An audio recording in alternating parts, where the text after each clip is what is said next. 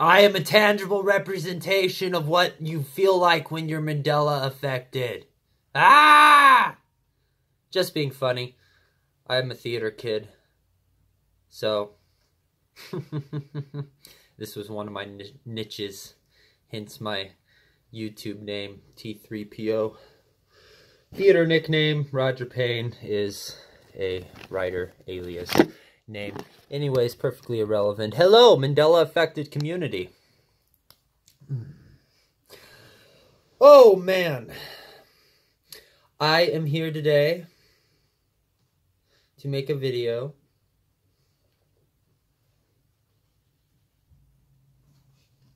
I had to pause for a second because lately I've been making these videos so compulsively, I had the thought of making a video without even thinking what to begin with. But I'm a theater kid, and I love improvisation, and I figure it's best to not really have anything scripted, just coming straight from the heart. That's why a lot of the videos I may be messing up sometimes with some of the things I say. I don't edit anything. I've had a calling to start making these videos. A seed has been planted for really since I've experienced the Mandela effect, since summer of 2016. Earlier, I made a video outside in the rain. I live up in the mountains. 'Tis beautiful. Venting about the main difference that I have between how I look at media now as opposed to before I was Mandela affected. And one way that intrigues me is that now I feel I'm more conscious to the programming. Very vague to say, right? What the hell is this guy with the crazy hair talking about programming? Social programming. Everything, the language of reality, communicates in tone, frequency, and vibration, right? And this is a constant. So it's fascinating about a lot of the theories in quantum physics. Most I don't actually tangibly study whatsoever, but the layman's terms of some of the theories, it's very simple and it makes sense. The only thing that truly exists is this present moment. Thereby, with this present moment, there's an infinite amount of possibilities and outcomes that can happen. And the universe and reality works just this way. Now, we have a conscious mind, right? We have a subconscious, and we have a unconscious mind. Subconsciously, because the universe communicates in tone, frequency, and vibration, it takes form, such as through sacred geometry, right? In other words, everything's symbols. And when it comes to the subconscious, it's been proven time and time again through various studies that the subconscious is on 24/7. The subconscious knows no linearity. The subconscious is the primal intellect that we all embody. Because we're here, we embody it, human or non-human. I might be wrong on that, but I'll just stay with that. I could be wrong, do your own research. But the subconscious corresponds with the true nature of reality. And the true nature of reality is quantum. All possibilities, all outcomes, already played out. Beginning, middle, and end. The middle is quantum. The only reason the beginning and the end exists is because of everyone's middles in correspondence with their own points of view. Right? Why am I talking about this? Because I feel like it goes with the Mandela effect. This is more heart-based than anything. I guess part of it you could say is a hypothesis. To say that, look up Schumann resonance if you don't know about it, but allegedly, as of 1960s to 1987, interesting enough, I'm pretty certain that was around the time when the nanosecond began. Another thing to look up. The frequency of the Earth steadily rose. The Schumann resonance, it's called. Okay. So we're evolving.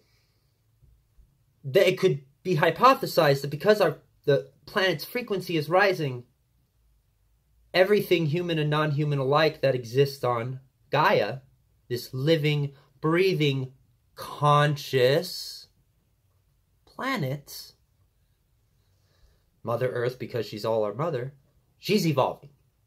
So it's not necessarily that right, what'd your mom teach you? The world's not all about you. It's not necessarily that we alone are evolving. It's that our planet's evolving. Perhaps because the cosmos is evolving for some reason that we don't know, even though we're a byproduct by that which we continuously don't know. Such a beautiful cycle. As so doth birth, 'tis doth death. We know not more than we know.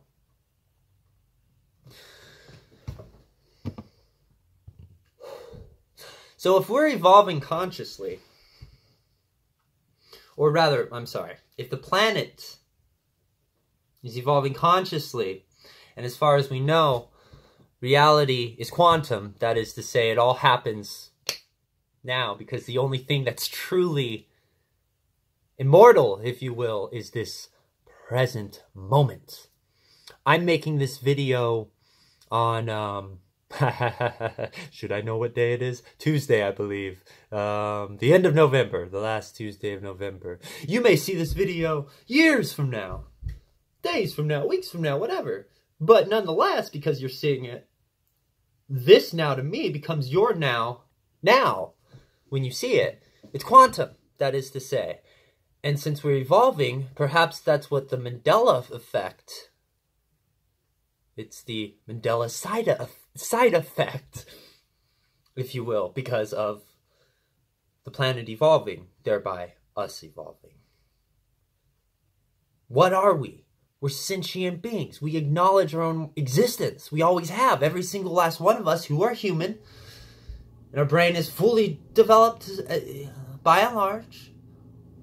We have the innate capacity to know of our mortality, as if we are a vessel of reality observing yourself. Consciousness. It resonates not just within, but without.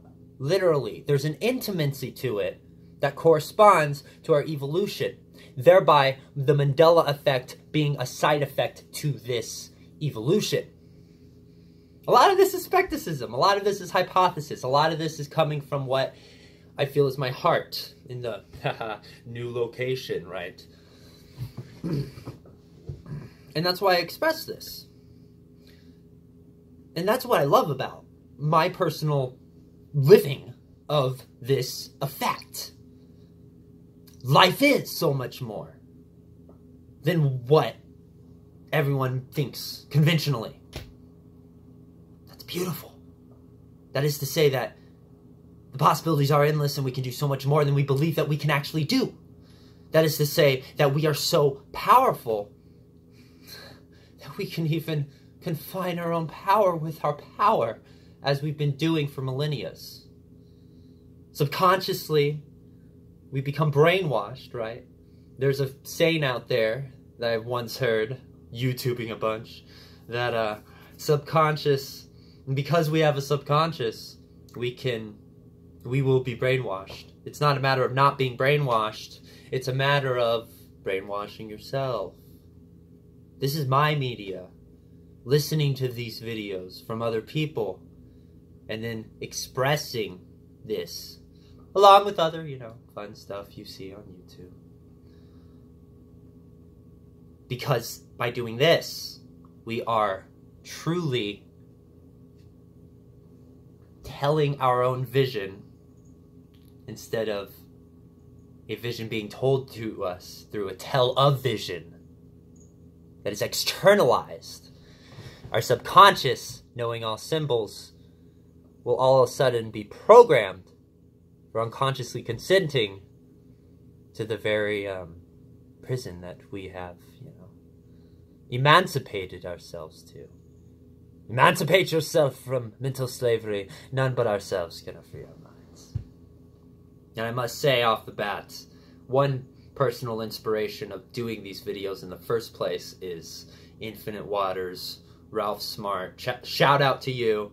That's where I first heard that analogy. Television tells a vision. That vision is falsified because the only true vision is what's in you. You. Why? Because you, as in me, because there's you and because there's me, there's we. And because there's we, there's this reality. It's one, folks. Be celebrating the Mandela effect and unapologetically go with the challenge. Go with the waves. Know that you're going to feel high and then you're going to feel just as low when you felt that high. The pendulum's continuously swinging. And know this, Mandela-affected community. Every single challenge, everything, especially the ones that you mentally block yourself from achieving, every single challenge you can pass with striving colors. Part of it is knowing that you already have. That is to say, think more quantumly. This is not to bash on linear thinking. Just like one shouldn't bash on the ego too much, or fear. That is to say, fear, ego, and linearity serves its purpose. However, unfortunately, in our Western world, fear, ego, and linear thought are so excessively fraught in our day-to-day existence in the Western culture that, well, no wonder we're so anxious, and no wonder my hair's so crazy. Peace, love, and cheers, Mandela-affected people. Huzzah. Ja!